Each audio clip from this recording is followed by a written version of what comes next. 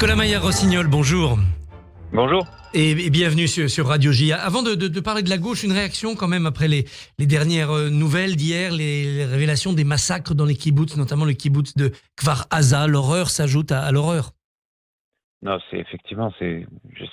franchement, on n'a pas les mots. C'est-à-dire que, bien sûr, on va parler politique, géopolitique, etc. Mais moi, je voudrais d'abord insister sur tout simplement l'humain. L'humain, je veux dire, ce sont des enfants égorgés, décapités, des femmes violées, des civils séquestrés, kidnappés. Je veux dire, c'est quand même, on est dans une situation, très honnêtement, on ne trouve pas les mots. Il va y avoir une attaque israélienne sur Gaza, le gouvernement la prépare. Est-ce que vous craignez de voir le monde arabe se liguer contre Israël si cette contre-attaque est trop virulente? Est-ce que le but du Hamas, ce n'est pas de provoquer une déflagration géopolitique en obtenant cette attaque d'Israël? C'est sûr qu'il y a un piège. Elie Barnavi, par exemple, l'a très bien décrit dans une tribune parue dans Le Monde.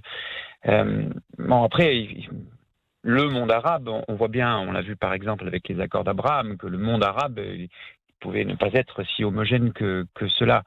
Mais ce qui est certain, c'est qu'il y a un piège terrible, qui est un piège pour tous les humanistes. Et il y en a en Israël, évidemment, et il y en a, et je vais le dire, en Palestine aussi. Et heureusement, il y a des gens, il y a des femmes et des hommes qui veulent la paix. Le risque, c'est l'escalade. C'est la boucherie qui succède à la boucherie. On voit les positions géopolitiques flotter un peu du côté de l'Union européenne. Les aides aux Palestiniens ont été suspendues puis rétablies. Hier, l'Union européenne déclare que le blocus de Gaza par Israël n'est pas conforme au droit et sont désolidarisés. Comment réagissez-vous face à ces prises de position européennes? Oui, je pense que c'est toujours facile de donner des leçons et je me garderai bien de le faire, mais il me semble que peut-être que l'Europe, l'Union européenne et en particulier la France, mais pas seulement, a peut-être un peu négligé quand même la question et l'enjeu du conflit israélo-palestinien et l'enjeu du processus de paix au Proche-Orient, l'enjeu du processus de paix en Israël et en Palestine et le droit à Israël à avoir un État souverain, le droit à la paix, à la sécurité, et puis aussi le droit aussi aux Palestiniens, parce que nous portons du côté des socialistes cet enjeu de coexistence de deux États. Dans ce qui concerne l'aide au développement, je pense qu'il faut faire attention à ne pas confondre le Hamas avec tous les civils palestiniens, parce qu'en réalité, vous avez beaucoup de civils palestiniens qui veulent simplement la paix et qui sont en réalité eux aussi pris en par le Hamas et même instrumentalisés par le Hamas, qui est un groupe terroriste et qui les utilise eux aussi comme bouclier humain d'une certaine façon. Donc, supprimer ou arrêter ou suspendre l'aide au développement pour les Palestiniens, ce serait finalement condamner et pénaliser extrêmement durement des civils qui n'ont rien demandé. Est-ce qu'on a cru que les accords d'Abraham allaient suffire et surplombaient finalement le problème palestinien qui n'en était plus un? Oui, il y a un peu de ça, effectivement. On a le sentiment, là encore, je ne vais pas donner de leçons parce que c'est un sujet extrêmement sensible et complexe, mais il nous semble effectivement que les accords d'Abraham, signés sous l'égide de M. Trump, on s'en souvient, ont pu donner le sentiment qu'on pouvait passer au-dessus finalement des Palestiniens en travaillant directement, en négociant avec les Émirats arabes unis, avec Bahreïn, etc.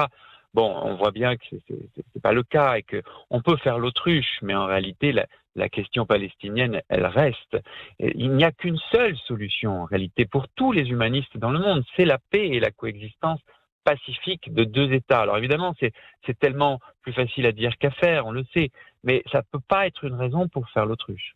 Un mot de votre ville, Rouen, comment ça se passe? Est-ce que la communauté juive est inquiète de sa propre sécurité? Est-ce que vous avez noté, comme on le voit beaucoup en France, une recrudescence des propos et des actes antisémites depuis 3 jours?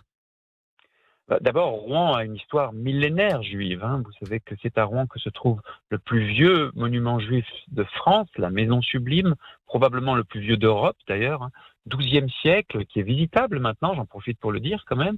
Et on a une communauté juive qui est extrêmement importante pour nous, pour des raisons historiques. Et on entretient bien sûr des liens et un dialogue aussi interreligieux. Et je veux saluer d'ailleurs ce dialogue-là et tous ces acteurs.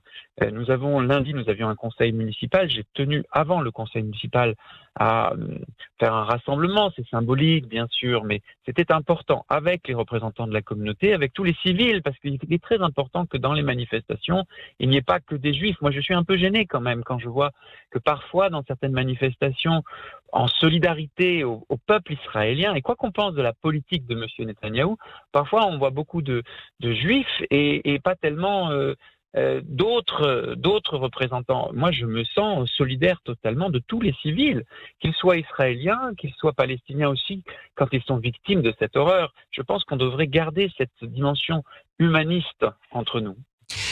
La gauche est donc en crise. Vous avez déclaré hier, je ne peux travailler avec des gens qui ne sont pas capables de qualifier le Hamas de mouvement terroriste. Vous vous adressiez bien sûr à LFI. Que faire de la NUPES aujourd'hui ?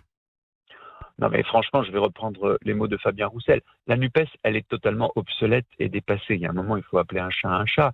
C'est pas le rassemblement de la gauche, la NUPES. On n'a pas attendu la NUPES pour faire le rassemblement de la gauche. Il a existé avant. On se souvient de, par exemple, la gauche plurielle avec Lionel Jospin.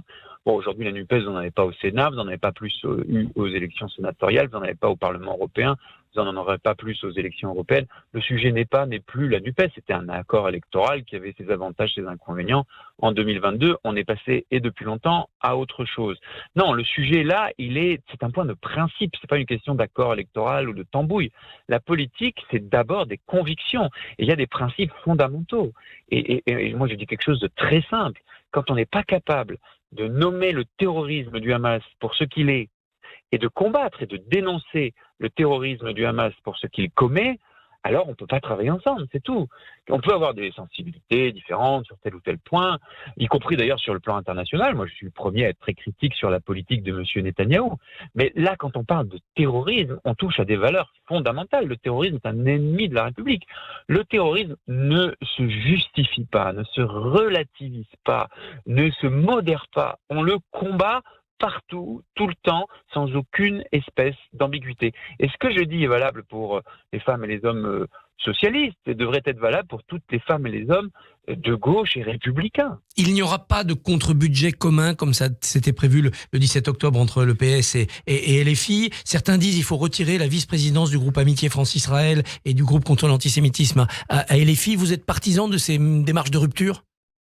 Moi, je dis une chose très simple, c'est que quand on touche à des valeurs aussi fondamentales, si on n'est pas d'accord, et à ce point, sur des choses aussi fondamentales, on ne peut pas travailler ensemble, tout simplement. Voilà, c'est pas une question de politicienne, c'est une question de principe, de valeurs fondamentales, de conviction. Moi, si vous voulez, comme homme politique, j'ai quand même envie de pouvoir me regarder dans une glace. Quand on parle de terrorisme, il faut appeler les choses par leur nom. Et donc, moi, je ne travaille qu'avec des gens de sensibilités différentes, éventuellement, bien sûr, à gauche et ailleurs d'ailleurs, mais qui sont capables d'appeler le terrorisme par son nom et de le combattre sans aucune espèce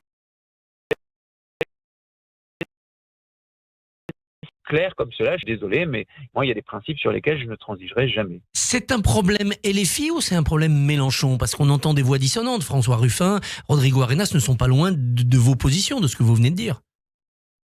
Mais ce que j'observe d'abord, c'est qu'il n'y a pas que M. Mélenchon qui s'est exprimé avec cette ambiguïté absolument Mathilde Panot inqualifiable, indigne. Oui, Mme Panot n'est pas juste la porte-parole de M. Mélenchon, elle est présidente du groupe LFI à l'Assemblée nationale. Elle a sa parole propre, elle a sa liberté de conscience et de pensée. Quand elle s'exprime, et elle l'a fait à plusieurs reprises, elle sait ce qu'elle dit.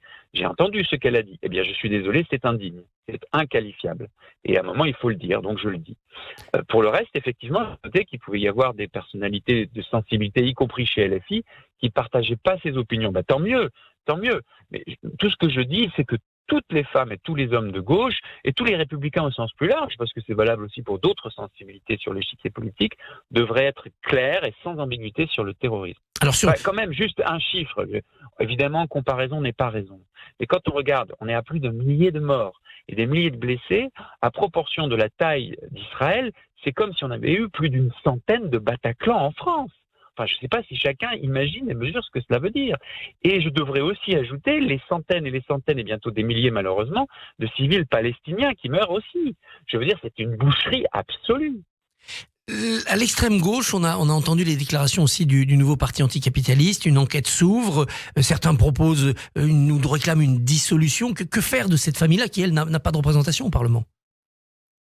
Bon, là aussi, c'est inqualifiable et inacceptable sur le plan politique. Sur le plan juridique, la justice se prononcera sur les enjeux de dissolution ou pas, je ne veux pas rentrer là-dedans. En revanche, sur le plan politique, c'est le même raisonnement.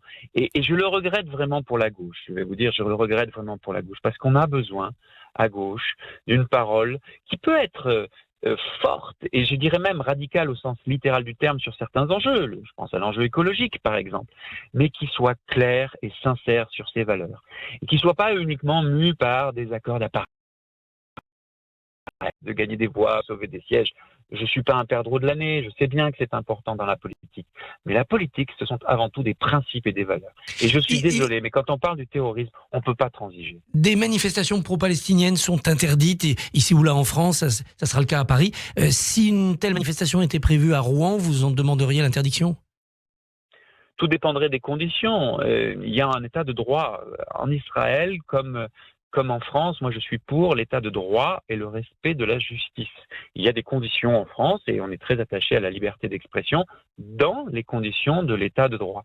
Quand des manifestations ne respectent pas l'état de droit, et je rappelle que le racisme n'est pas une opinion, c'est un délit, que l'antisémitisme n'est pas une opinion, c'est un délit, eh bien, quand les manifestations respectent l'état de droit, elles sont acceptables. Quand elles ne le respectent pas, elles doivent être interdites. Eh bien, Nicolas Mayer-Rossignol, merci et bonne journée.